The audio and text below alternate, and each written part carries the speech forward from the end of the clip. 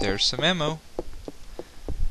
And this is probably a medicine, yes. Okay, now we have a tool, and let's see.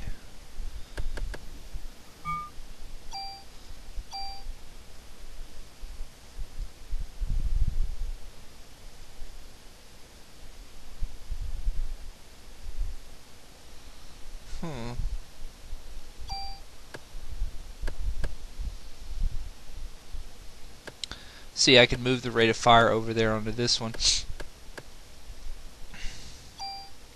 So I will be moving the parameters from this gun to the other gun. Watch. And now it's +6, +2, +2. Much better gun. So that's how tools work. Super tools, I do believe, move everything. I think you can count the number of super tools in the game on like one hand. But I do believe that's what they do. A super tool will move all the parameters and all the stats over. So you want to save your super tools. I think the permits actually add slots. I'm not real sure. It's been a very long time since I used one of those things. It's entirely possible to beat the game without ever using one of those permits or trading cards. Oh look, German Shepherds. Isn't they cute?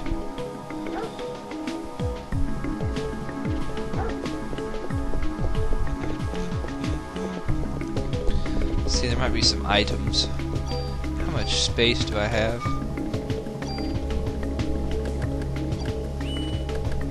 Let's see.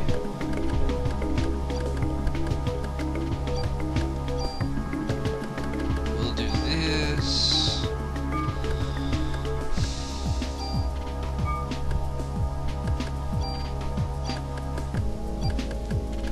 I like having a clean inventory. Although honestly, usually I don't have to use too much medicine. Last time I played the game. Oh, the lights are flickering. It's storming again outside. I hope the lights don't go off.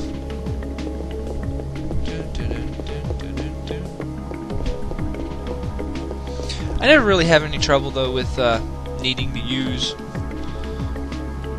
equipment though. Turn my laptop off.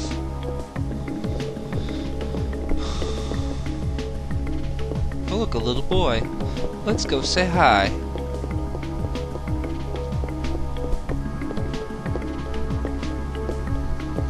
You may or may not notice, if you look at his nose, he has a band-aid on it, which is a very Japanese thing.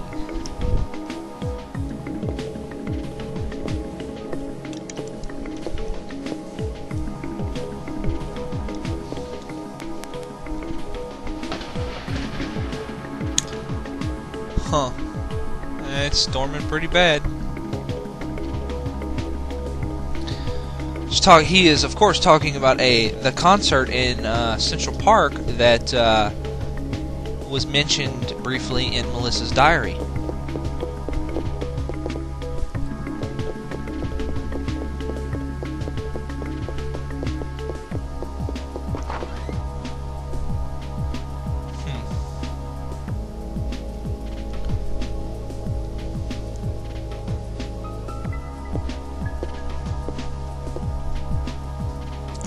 I wonder, honestly, how, I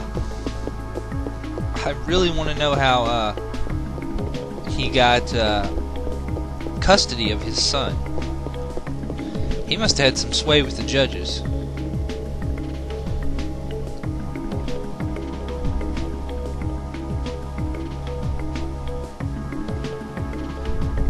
Like, seriously, like, okay, first of all, the way custody works in real life is 9 times out of 10, the mother defaultly wins. I don't care if she's a crack addict. I mean, being mom carries a lot of weight.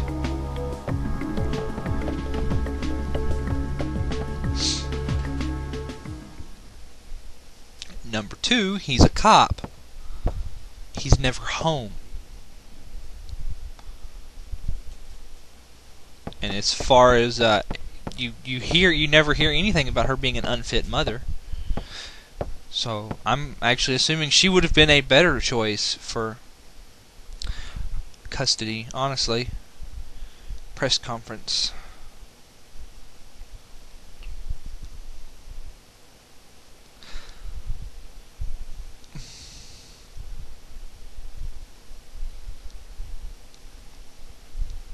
I love this. He's like, okay, just stand behind me and be quiet and I'll make everything better. And then she opens her big mouth. Matt Baker is a big man. Like, you know, he's got some really freaking broad shoulders.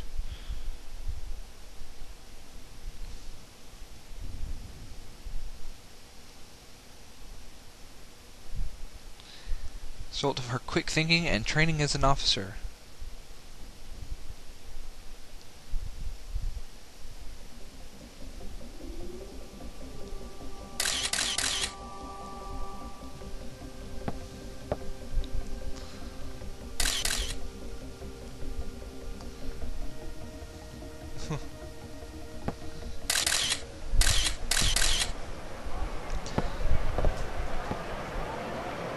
I love that. She's told the one thing you gotta do is stand there. Look pretty. Don't open your mouth. And she opens her mouth and basically whips the reporters up into a frenzy.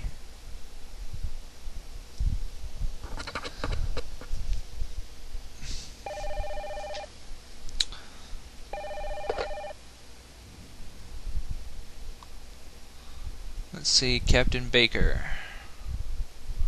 Captain Baker. Some Japanese scientist. Ah, yes, may become a very important character later on. Maito.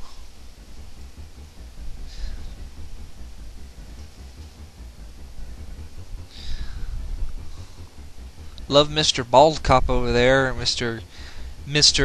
Discovery Channel watcher. Nix.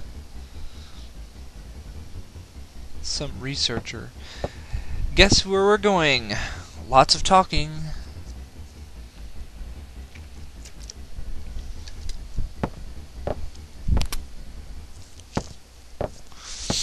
Not a single fight in this chapter until like the very end.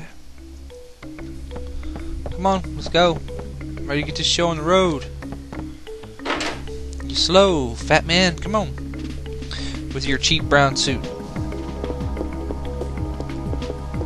Like, you know, if there was every stereotype of a detective, Daniel fits it.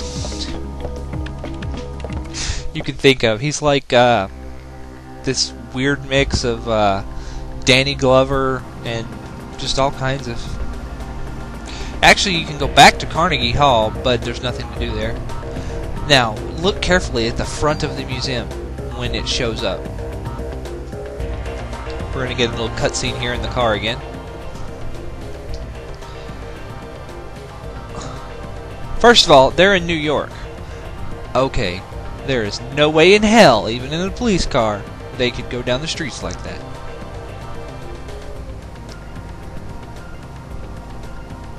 At least from my understanding of New York traffic. I may be wrong, but it seems to me they're going pretty fast when there's no other cars on the road.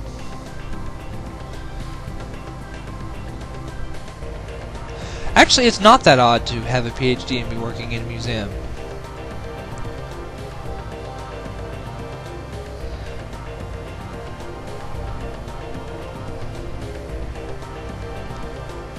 Because lots of people who work in museums have PhDs. Museums are where a lot of research is done. So basically, Aya doesn't know what the fuck she's talking about.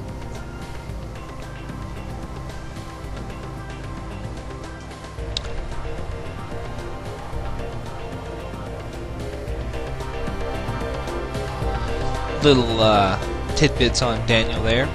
join the force the same time as Baker. Okay, look carefully at the banner over the front door. If you didn't catch it before, you'll catch it now. Chocobo. See it? It's a chocobo. There's a chocobo on the American History Museum.